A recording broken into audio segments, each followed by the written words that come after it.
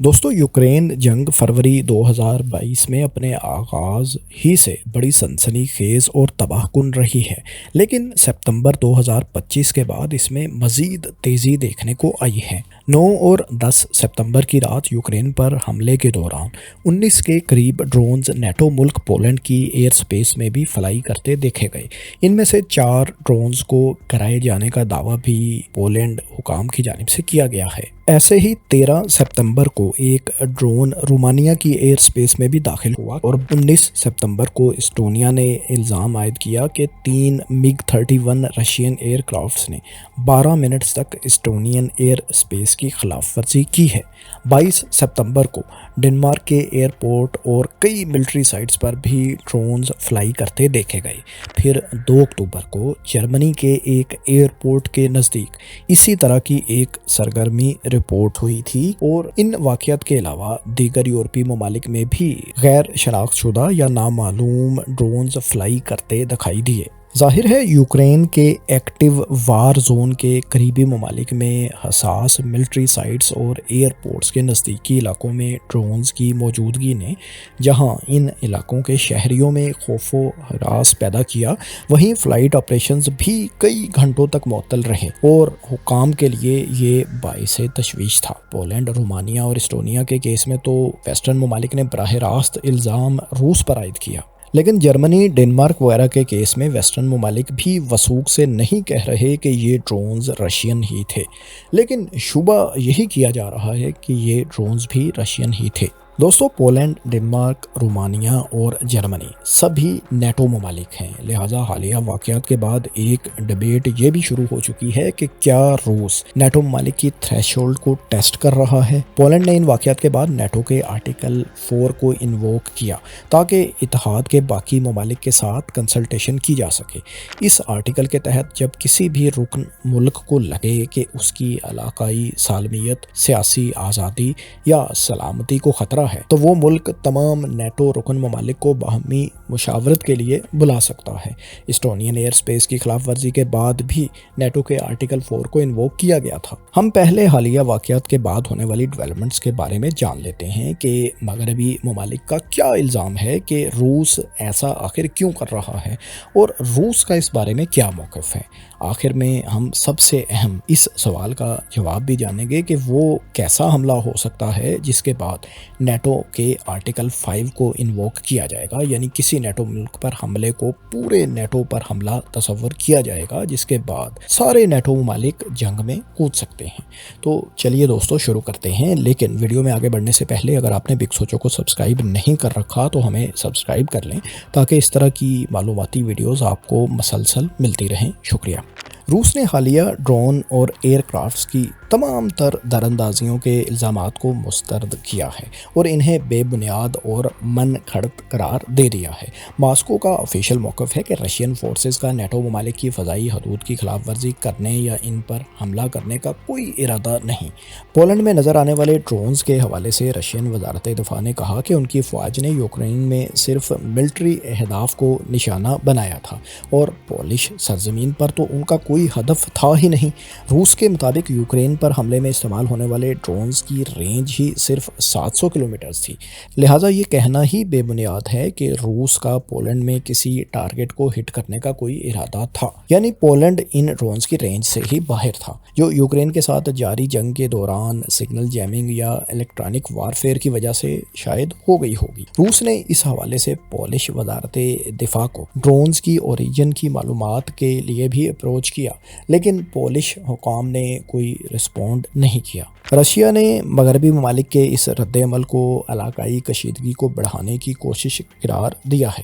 کرملن کے ترجمان دمتری پیسکوو نے مغربی ممالک پر الزام عائد کیا کہ یہ ممالک ان واقعات کو رشیا کے خلاف اپنا عسکریت پسندانہ جارحانہ رویہ جاری رکھنے اور تناؤ کو مزید بڑھانے کے لیے استعمال کر رہے ہیں۔ رشین حکام کے مطابق نیٹو اتحادی جان بوجھ کر ان در اندازیوں کو حقیقت سے کہیں بڑھا چڑھا کر پیش کر رہے ہیں۔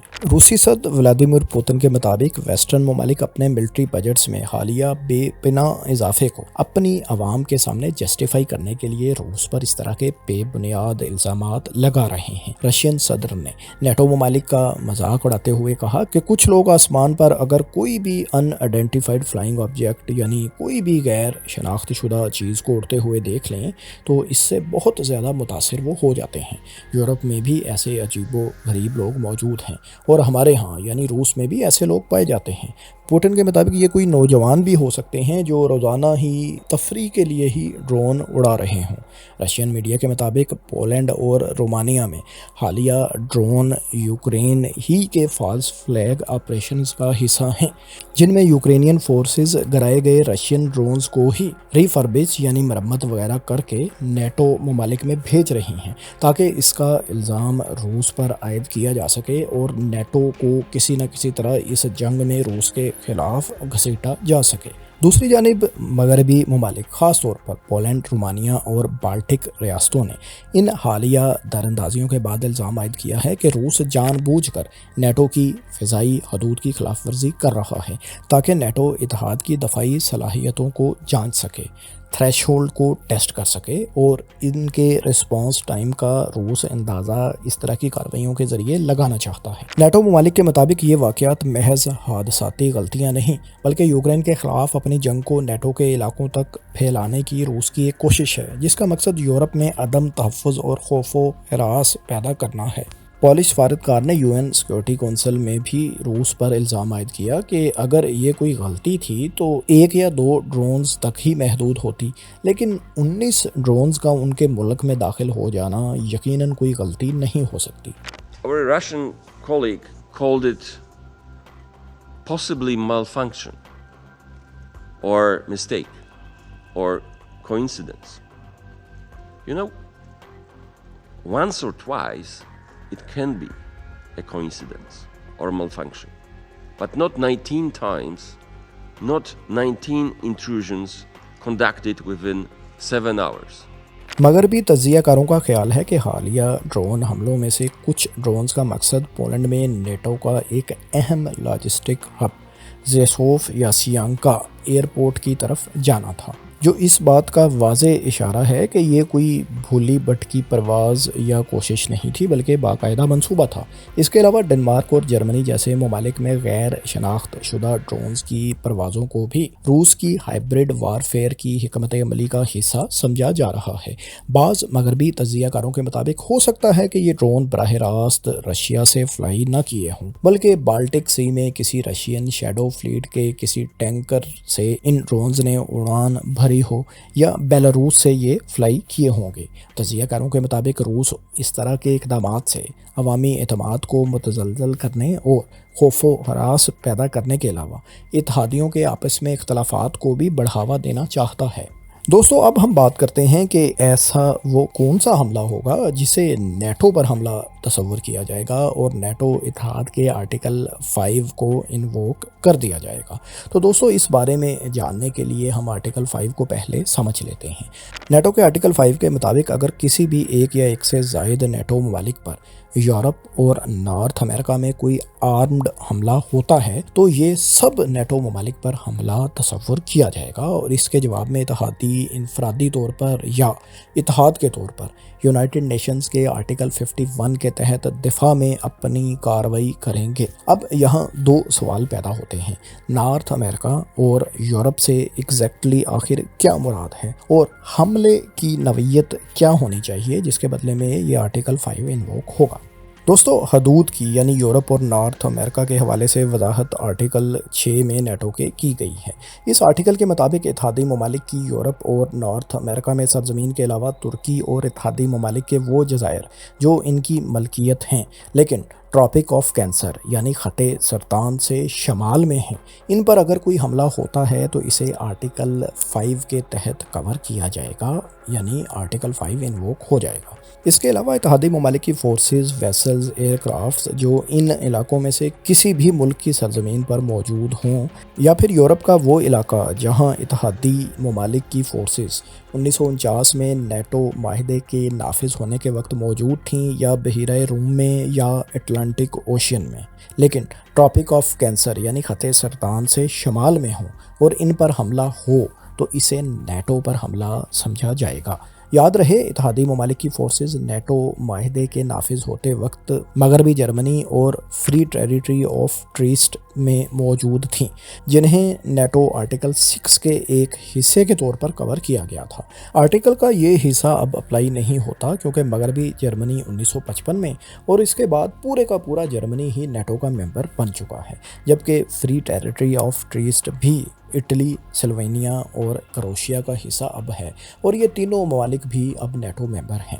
لہٰذا اس سے یہ بات کلیئر ہوتی ہے کہ نیٹو ممالک کی فورسز اگر کسی امن مشن کے طور پر ٹراپک آف کینسر یعنی خط سرطان سے شمال میں بھی کسی ایسے ملک میں موجود ہیں جو نیٹو کا ممبر نہیں، اور ان پر آرمڈ حملہ ہوتا ہے تو وہ آرٹیکل 5 کے تحت کور نہیں ہوگا۔ یعنی یوکرین میں اگر ان ممالک کی فورسز پیس کیپنگ مشن کے تحت موجود ہوں گی اور ان پر حملہ ہوگا تو آرٹیکل 5 اپلائی نہیں ہوگا۔ بظاہر تو یہی معلوم ہوتا ہے۔ ٹیریٹوریل لیمٹس کے بعد ہم اب آرمڈ حملے کی نوعیت کو سمجھ لیتے ہیں۔ دوستو، آرٹیکل 5 کو انووک کرنے کے لیے آرمڈ حملے یعنی مسلح حملے کی شدت کو مبہم رکھا گیا ہے۔ اس کے لیے عموماً بڑے پیمانے پر فوجی آپریشن یا ایسے واقعات ہونا ضروری ہیں جو واضح طور پر حملہ قرار پائیں۔ اسی وجہ سے معمولی سی دراندازی، چند ڈرون یا محدود قسم کے واقعات کو عام طور پر آرٹیکل 5 کے اہل نہیں سمجھا جاتا، اور حالیہ حملے بھی اس تھریشولڈ کے ظاہر ہے نیچے ہی قرار دیا جا رہے ہیں اگر وہ واقعی روس نے کیے بھی ہیں تو۔ نیٹو کی تاریخ میں آرٹیکل 5 صرف ایک ہی بار 9/11 حملوں کے بعد انووک کیا گیا تھا، لیکن اس پر بھی کافی بحث ہوئی تھی کہ یہ حملہ چاہے امریکہ کے باہر سے ہی پلان کیا گیا تھا، یعنی ایکسٹرنل ایکٹر نے ہی کروایا تھا، لیکن اس میں کوئی اسٹیٹ تو انوالو نہیں تھی، لہٰذا آرٹیکل 5 اپلائی نہیں کیا جانا چاہیے تھا۔ ماہرین کے مطابق ایسی سچویشن جس میں آرٹیکل 5 انووک ہونے کا امکان زیادہ ہوگا وہ کسی نیٹو رکن ممالک کے علاقے پر باقاعدہ قبضہ، نیٹو کے اہم فوجی اڈوں یا لاجسٹک روٹس پر تباہ کن حملے، یا اتنے منظم اور مہلک فضائی یا ڈرون حملے جن سے بڑے پیمانے پر جانی و مالی نقصان ہو اور حملہ واضح طور پر مسلح اور مربوط قرار پائے۔ موجودہ ڈرون حملے چونکہ اس تھریش ہولڈ تک نہیں پہنچے، لہٰذا آرٹیکل 5 اپلائی نہیں ہو سکتا۔ حملے کی تھریش ہولڈ کو جان بوجھ کر غالباً نیٹو نے مبہم رکھا ہے۔ اس کی وجہ یہ ہو سکتی ہے کہ دشمن بھی کنفیوز ہی رہے۔ اگر حالیہ حملے یعنی جو ڈرونز وغیرہ نیٹو ممالک پر گئے ہیں روس کی جانب سے بھیجے بھی گئے ہیں، یا یہ حملہ روس کی جانب سے کیا بھی گیا ہے، تو یہاں یہ کہا جا سکتا ہے کہ پوٹن شاید اس تھریش ہولڈ کو ٹیسٹ کرنا چاہتے ہیں، کیونکہ ایسا کرنے سے اتحادیوں کے آپس میں بھی اختلافات پیدا ہو سکتے ہیں کہ آیا کہ روس کو اب جواب دینا چاہیے یا نہیں۔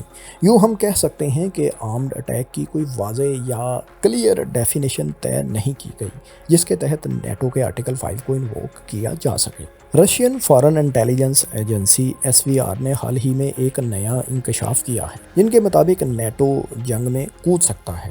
ایجنسی کے مطابق یوکرین کی موجودہ حکومت پولینڈ اور رومانیہ میں ڈرون کارروائیوں کے بعد ایک اور اشتعال انگیز کارروائی کی تیاری میں ہے جس کا مقصد نیٹو اور مغربی ممالک کو یوکرین جنگ میں براہ راست روس کے خلاف ملوث کرنا ہے۔ رپورٹ کے مطابق یہ مبینہ منصوبہ پولینڈ میں عمل میں لایا جائے گا۔ SVR کے مطابق اس منصوبے کے لیے ایسے جنگجو منتخب کیے جا چکے ہیں جو فریڈم آف رشیا لیگن اور بیلاروشین کالونوسکی ریجیمنٹ سے تعلق رکھتے ہیں۔ ان دونوں گروپس کا تعلق روس اور بیلاروس سے ہے، لیکن یہ اپنے اپنے ممالک کی موجودہ حکومتوں کے خلاف ہیں اور یوکرین کی طرف سے جنگ میں حصہ لے رہے ہیں۔ دونوں گروپس روس اور بیلاروس میں دہشت گرد تنظیم سمجھے جاتے ہیں۔ इंटेलिजेंस रिपोर्ट के मुताबिक इस मुमकिन कार्रवाई के बाद पोलैंड की स्पेशल फोर्सेस इस मुबैना ग्रोह को पकड़ने या नाकाम बनाने का ऐलान करेंगी और फिर मीडिया के ज़रिए ये तासुर दिया जाएगा कि रशिया ने पोलैंड को गैर मुस्तहकम करने की कोशिश की है। रशियन SVR के मुताबिक ये पूरा मंसूबा यूक्रेनी वजारत दिफा की इंटेलिजेंस डायरेक्टोरेट और पोलिश इंटेलिजेंस अदारों के इश्तराक से तैयार किया जा रहा है। इस मुमकिन कार्रवाई के दौरान पोलैंड की अहम तनसीबात पर हमले भी किए जा सकते हैं ताकि रूस के खिलाफ अवामी गुस्से और खौफ में इजाफा किया जा सके। एजेंसी का कहना है कि इस ऑपरेशन का बुनियादी मकसद बैनुल-अक़वामी बरादरी को यह तासुर देना है कि रूस तसादुम को बढ़ावा दे रहा है ताकि यूरोपीय ममालिक रूस के खिलाफ सख्त तरीन रद्द-ए-अमल हत्ता कि किसी अस्करी कार्रवाई पर भी मजबूर हो जाए। रशियन इंटेलिजेंस के मुताबिक ज़ेलेंस्की हुकूमत अपनी मुमकिन शिकस्त को देखते हुए नेटो की हमायत हर कीमत पर हासिल करने के लिए किसी बड़े तसादुम को हवा देने से भी गुरेज नहीं करेगी। दोस्तों, यहाँ ये बात आपके पेश नज़र रहनी चाहिए कि रूस जो बज़ाहिर तो जंग जीत रहा है वो ऐसी कार्रवाइयाँ क्यों करेगा जिसके तहत नेटो को जंग में कूदना पड़े। जाहिर है नेटो एक बड़ा इत्तेहाद है और ऐसे में रूस और अमेरिका बराह रास्त भी जंग के लेवल पर आ सकते हैं। ऐसी किसी भी सूरत हाल को अमेरिका भी अवॉइड करना चाहेगा और रूस भी। लिहाजा इस मौक़िफ़ में वज़न ज़रूर हो सकता है कि यूक्रेन नेटो को जंग में खींचना चाहता है क्योंकि जंगों में इस तरह के हरबे इस्तेमाल किए जाते हैं। जंग अज़ीम दोम ही की मिसाल लें, जब जापान ने दिसंबर 1941 को पर्ल हार्बर में US नेवल बेस पर सरप्राइज़ हमला किया था। इस हमले के बारे में कहा जाता है कि बरतानिया को इस हमले के बारे में इंटेलिजेंस इत्तलात थीं, लेकिन जानबूझकर बरतानिया ने इसके बारे में अमेरिका को नहीं बताया क्योंकि बरतानिया चाहता था कि ताकतवर अमेरिका भी इस जंग में मुलव्वस हो। आपने देखा कि पर्ल हार्बर हमले के बाद अमेरिका भी जंग में बराह रास्त मुलव्वस हुआ और इसने जंग अज़ीम दोम का नक्शा बदल कर रख दिया। लेकिन दोस्तों, अब हालात मुख्तलिफ हैं। रशिया मिलिट्री लिहाज से एक ताकतवर मुल्क है और न्यूक्लियर ट्रायड भी रखता है। अगर नेटो ने कोई मुहिमजोई की तो ये म्यूचुअली अश्योर्ड डिस्ट्रक्शन होगी, यानी दोनों तरफ नाकाबिले तलाफी नुकसान होना यकीनी होगा। दोस्तों, आपकी इस बारे में क्या राय है? क्या रशिया जानबूझकर ऐसी कार्रवाइयाँ कर रहा है जिससे नेटो ममालिक को इश्तिआल मिले, या यूक्रेन ये ट्राई कर रहा है कि नेटो को इस जंग में रूस के खिलाफ घसीट सके? कमेंट्स में अपनी राय से ज़रूर आगाह करें और इस तरह की वीडियोज़ आइंदा भी देखने के लिए बिग सोचो को सब्सक्राइब कर लें। शुक्रिया।